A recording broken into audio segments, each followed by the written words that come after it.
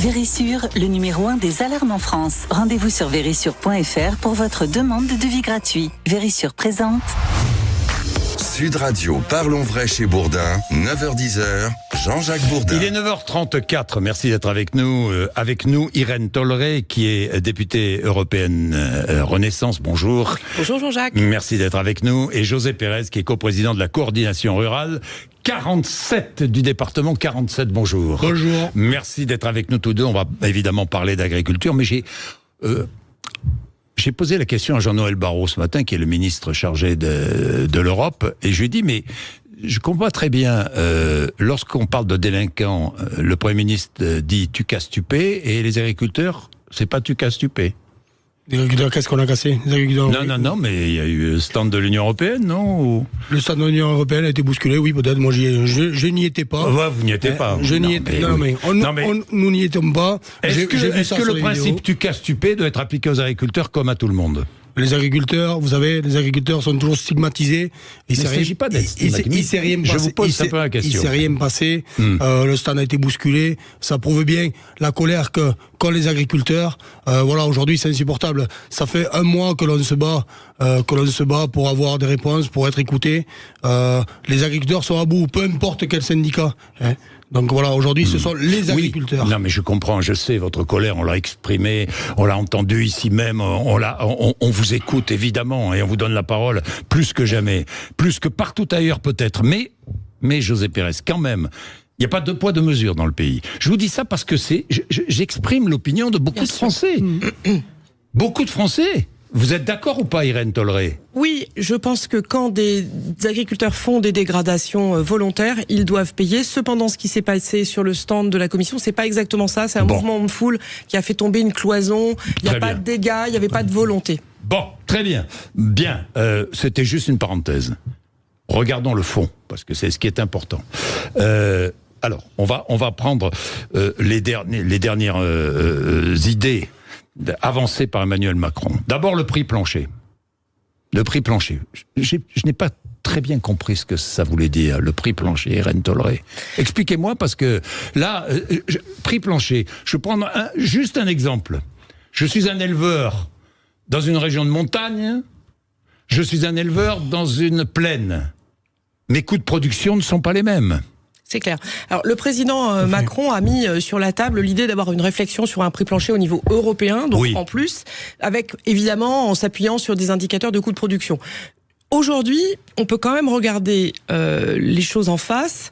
Nous n'avons pas d'outils d'intervention quand on a une brutale chute des cours ou des cours en dessous du prix de revient. Et la loi Egalim 2. Je parle au niveau européen. Ah oui, au niveau européen. Oui, donc, par exemple, ce qui se passe sur le marché des céréales aujourd'hui, on n'a pas un outil qui a la bonne dimension. Cependant, le fait d'avoir cette réflexion sur un outil autour d'un prix minimum n'empêche que on ne s'en sortira pas sans la contractualisation.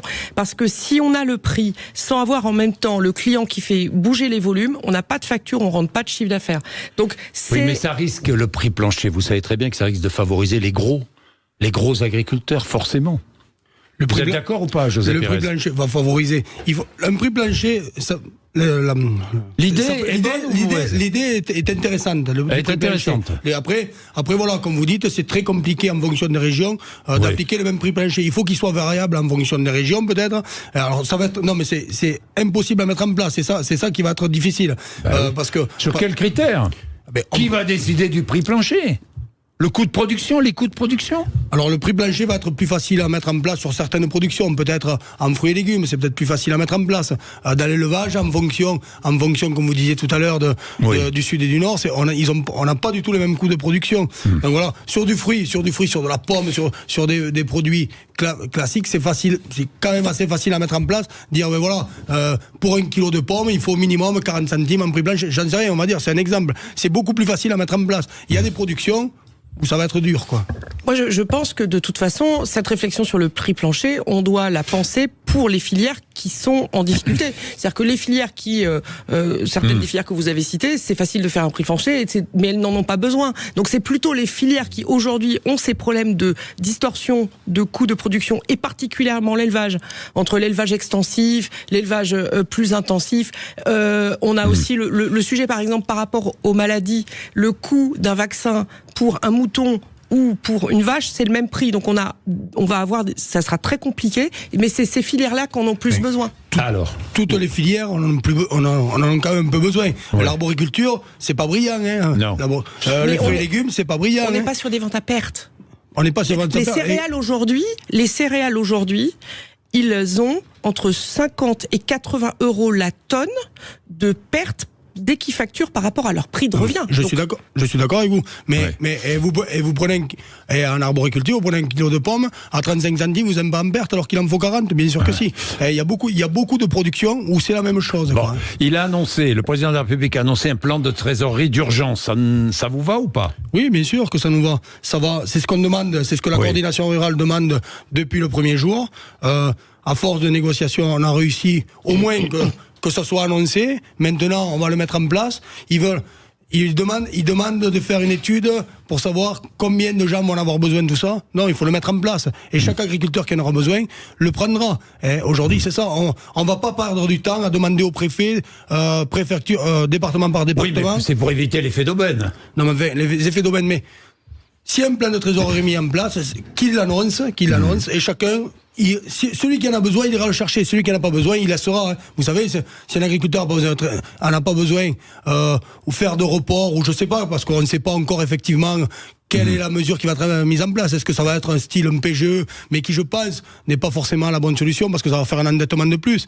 Hein. Mais bon, peu importe, le tout, c'est quelque chose de mis en place. On a aidé pendant le Covid, pardon. Bien sûr. On a beaucoup aidé les hôteliers, les restaurateurs et d'autres, beaucoup d'autres en France.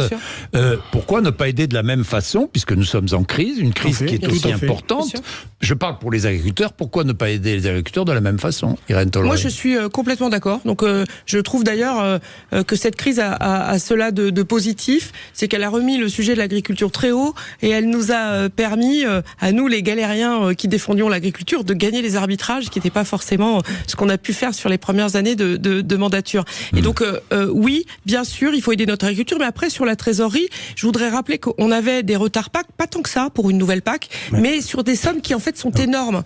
Et là maintenant, il ne reste plus que 1% qui va être payé d'ici le 15 mars, mais c'est 1%, c'est encore 70 millions d'euros. Enfin, les retards PAC, c'est des sommes de dingue.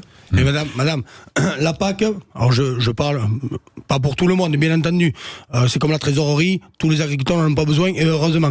Mais la PAC, beaucoup d'agriculteurs, ils engagent la PAC sur les emprunts court terme. Donc la PAC, elle rentre et elle est là pour rembourser le court terme, et on rebloque la PAC pour redébloquer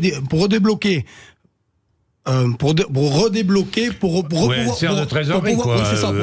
avoir de nouveau les produits phytosanitaires. Mais alors, d'abord, certains disent il faut supprimer, il faut se passer de la PAC. Est-ce qu'un agriculteur français peut se passer de la PAC? Si on a les prix qui vont en face, bien entendu qu'on peut se passer de la PAC. Et vous savez, les agriculteurs, aujourd'hui, si on pouvait se passer de la PAC et de toutes les contraintes qui sont autour de la PAC, je vous garantis qu'on s'en passerait. Parce que la PAC, ça nous met des milliers de contraintes environnementales, structurelles, administratives. C'est une catastrophe. Vous pourriez vivre sans les aides européennes. Si le prix, c'est pas ce que disent les agriculteurs anglais. Hein. Si on avait les prix qui vont en face. Oui. C'est toujours la même problématique. Oui. C'est qu'une histoire de prix, malheureusement. Ce n'est que ça. Et pourquoi on touche la PAC aujourd'hui? Pour que nos prix... Est-ce qu'il ne faut pas mieux répartir les aides européennes, les aides de la PAC? Mieux répartir en France, entre les agriculteurs? Mieux répartir. La PAC est établie... Certains disent les gros agriculteurs touchent plus que les moyens ou les petits. Les gros agriculteurs touchent en proportion de ce qu'ils ont, quoi. Oui, mais... tout est proportionnel à sa structure. Un agriculteur qui a 1000 hectares mais il touche pour 5 000 hectares. L'agriculteur qui a 20 hectares, il touche pour 20. Mais tout est proportionnel. C'est normal. Tout va de soi. Il est plus facile de réduire ses coûts quand on a 1000 hectares que quand on en a 10. Mais un gars qui a 10 hectares, il fait du légume. Souvent, il fait du légume. C'est pas les mêmes productions. Vous ne pensez pas qu'il faille revoir la répartition des aides européennes? Déjà, la répartition aujourd'hui est faite en fonction de nos structures. Donc voilà. C'est bien pour vous.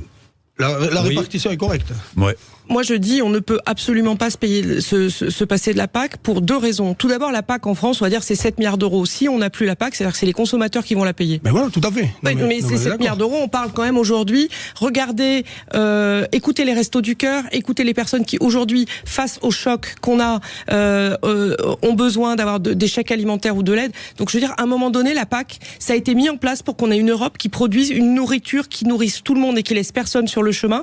Donc, je ne crois pas vraiment qu'on puisse se passer de la PAC aujourd'hui, pour ce premier point. Le deuxième point, la PAC, c'est aussi la contrepartie d'avoir des produits qui on limite leurs problèmes concurrentiels entre eux, avec peut-être des normes, il faut éviter la surtransposition, mais qui font le marché unique et qui font l'exportation de notre agriculture.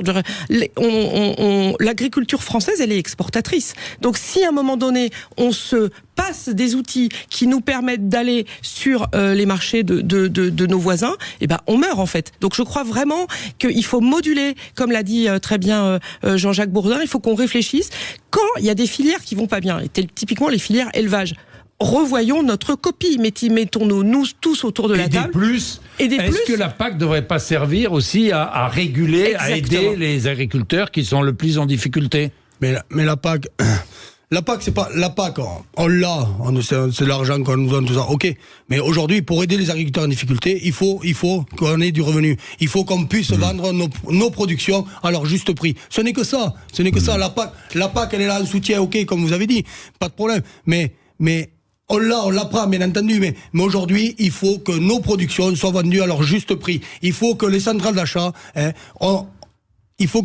d'achat, elles arrêtent ces marges abusives, parce que c'est une problématique, ça aussi. Aujourd'hui, on ne peut pas expliquer qu'un produit, on nous le paye, nous, à un prix, qu'on le retrouve 10 fois le prix au supermarché. Ça, c'est pas... On est tous d'accord. Oui, mais aujourd'hui, le problème commence là. Aujourd'hui, les gens, ils peuvent pas se payer à manger, mais ce n'est pas à cause de l'agriculture. Parce que si on augmentait 10 centimes, par exemple, 1 kilo de pommes, par exemple, on va pas le retrouver à 10 centimes plus cher. Vous voyez, ça va rien changer. Là, il y a les marges abusives des supermarchés. Ça c'est un vrai sujet aussi. Ou de l'agroalimentaire. Oui. Parce que il y a aussi. On accuse les supermarchés parce qu'on les voit plus. Mais les industriels de l'agroalimentaire sont aussi responsables de la situation. J'y reviens. 9h46. Vous êtes sur Sud Radio. À tout de suite. Vérissure, le numéro 1 des alarmes en France. Rendez-vous sur vérissure.fr pour votre demande de devis gratuit. Vérissure présente. Sud Radio, parlons vrai chez Bourdin, 9h-10h, Jean-Jacques Bourdin. Il est 9h49. Les prix, évidemment, c'est la base de tout. C'est la base de tout, le prix du produit acheté aux producteurs. Les accords de libre-échange, là aussi on a beaucoup parlé depuis le début de cette crise des accords de libre-échange. Est-ce qu'ils nous sont indispensables ou pas? Là, je vais poser la question à José Pérez, qui est agriculteur. Les accords de libre-échange. Quand on rentre, il faut, bien entendu qu'on exporte de la marchandise, il en rentre. Après, à un moment donné, il faut trouver, un équilibre. Il faut trouver un équilibre. Parce que parce que j'entends certains dire il faut supprimer tous les accords de libre-échange. Ce que dit c'est impossible. On peut pas supprimer tous les accords de libre-échange. Il faut exporter, importer. Mais parce que moi, je connais beaucoup d'agriculteurs qui exportent beaucoup. Bien entendu. Qui sont bien contents d'exporter. Bien entendu, mais après, il faut pas importer. Vous voyez, aujourd'hui, on vous parle, c'est pour en venir à l'Ukraine, tout ça. Il faut pas importer. Peut-être, mais ok, l'Ukraine est en guerre, ok, il faut les aider. Mais à un moment donné, on ne peut pas, nous, mourir dans notre pays, parce que c'est... alors l'Ukraine, on n'importe pas tout d'Ukraine. D'accord, on importe des céréales et du poulet, essentiellement. En ce moment, on importe beaucoup... Et du sucre.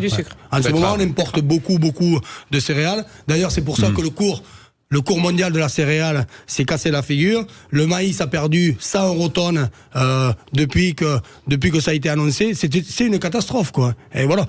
Et ça, les agriculteurs vont en souffrir. Les agriculteurs français vont en souffrir. Et pas que les français. Céréaliers, quoi.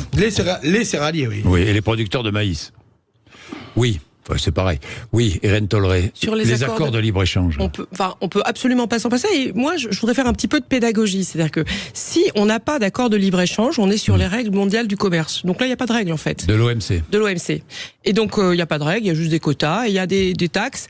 Il y avait des barrières administratives qui avaient un sens avant que les ordinateurs existent. Quand on faisait des papiers, moi, je me suis souvenu d'exporter en faisant plein de papiers. Aujourd'hui, si on met une nouvelle norme administrative, le directeur informatique de la boîte, il fait la programmation et c'est un bouton. Donc en fait, les accords de libre-échange que signe l'Union européenne, ce sont des restrictions des règles en contrepartie d'enlever les droits de douane. Donc en fait, c'est plutôt protecteur et ça nous permet de mettre des normes environnementales, des normes pour protéger. Ça ne va pas assez loin parce que en fonction des pays, par exemple, on a des pays comme les ententes du Mercosur, ça ne va pas du tout. Donc celui-là, on peut pas le faire passer. En revanche, il y a d'autres accords qui sont passés, la Nouvelle-Zélande ou le Chili qui vont venir. Les accords de libre-échange. Je prends l'exemple de la Chine. Oui. On n'a pas d'accord de libre-échange avec la Chine. On a un accord de libre-échange avec la Chine ? En tout cas, non, mais il n'y a pas d'accord entre l'Union européenne et la Chine. Oui. Et on importe en masse des produits venus de Chine. C'est exactement, ce que je vous disais. Et ça va même. Moi, je veux bien qu'on soit contre les accords de libre-échange, mais enfin bon. Moi, je suis pour. Je vous le dis clairement parce que je pense que c'est même super dangereux. C'est-à-dire que aujourd'hui, on importe de l'alimentation animale. Vous allez dire aux agriculteurs qu'on arrête un accord de libre-échange et on remet 10% de droits de douane sur l'alimentation animale ? Qui va dire ça ? Personne. Donc, en plus, ça permet de dérisquer l'agriculture. En revanche, peut-être faudrait-il mettre plus de restrictions. Oui, mais aujourd'hui, on ne peut pas importer des produits. Le problème, c'est qu'on importe des produits qu'on interdit.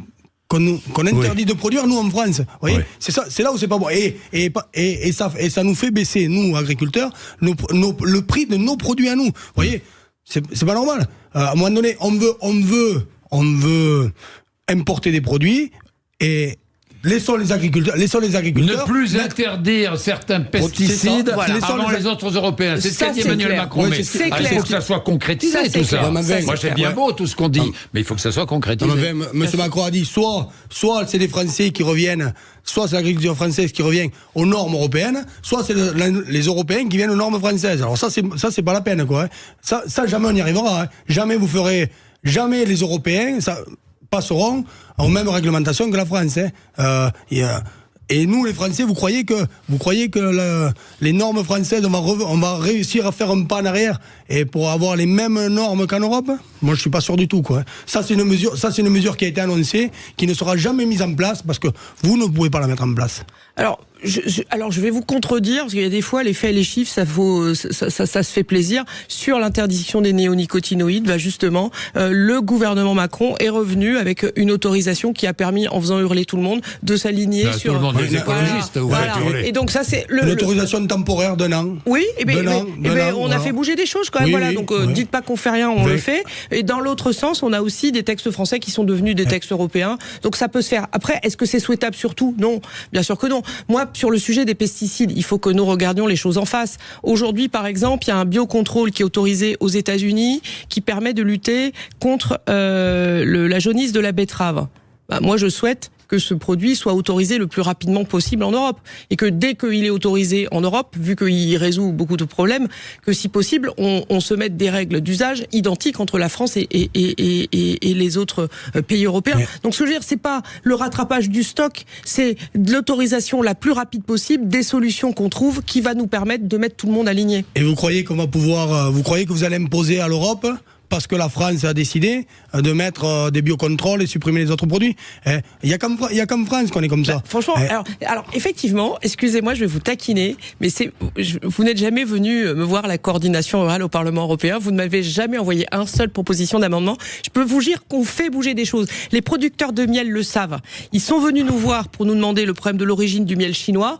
En moins d'un an, on a fait bouger la texte de loi européen. Donc quand on bosse tous ensemble, en mode rugby, on y arrive. Si on se parle pas, évidemment. La problématique, ça fait longtemps que vous la connaissiez, quoi. Et là, il a fallu arriver à à crier, à porter sa détresse pour dire voilà, finalement on va regarder les choses. Mais vous savez sur le miel, quand on l'a fait l'année dernière, voilà. Mais vous savez qu'en France, on a des contraintes toujours plus. L'État nous impose toujours plus de contraintes. Il faut être plus blanc que blanc. On a la meilleure agriculture du monde. Qu'est-ce que vous proposez alors ? Il faut le savoir. On a la meilleure. Qu'est-ce que vous proposez ? Mais c'est peut-être parce qu'il y a beaucoup de contrôle qu'on a la meilleure agriculture du monde. Mais bien sûr, non ? Mais même si on avait moins de contrôle, les agriculteurs savent travailler. On a tous. Oui, mais...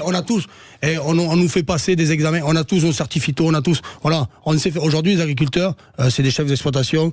Mais c'est vrai dans tous les pays du monde, ça aussi, non ? D'accord, je suis d'accord, mais dans notre pays, ils ont plus de produits, ils travaillent différemment. Ils ont des coûts qui sont moindres, des coûts sociaux qui sont moindres par rapport à nous. Mais ça, on pourra pas changer les coûts sociaux. Ça, malheureusement, on pourra pas revenir en arrière parce que chaque pays évolue différemment, même si on est en Europe. Mais par contre, sur tout ce qui est contrainte environnementale, tout ça, il faut mettre une Europe équitable. Faisons une Europe équitable. Les mêmes contraintes partout. Voilà. Et bon, faites ça, déjà, vous verrez que l'agriculture française va beaucoup changer. Mais c'est exactement ce qu'on a voulu faire avec un règlement sur les pesticides, non plus une directive. C'est-à-dire que sur tous les sujets, comme on a un marché unique, c'est évident que l'ensemble des textes et qu'on a une politique agricole commune unique, c'est important que l'ensemble des textes qui impactent directement le compte de résultat des agriculteurs soient des règlements et non pas des directives. Oui. Merci à tous les deux.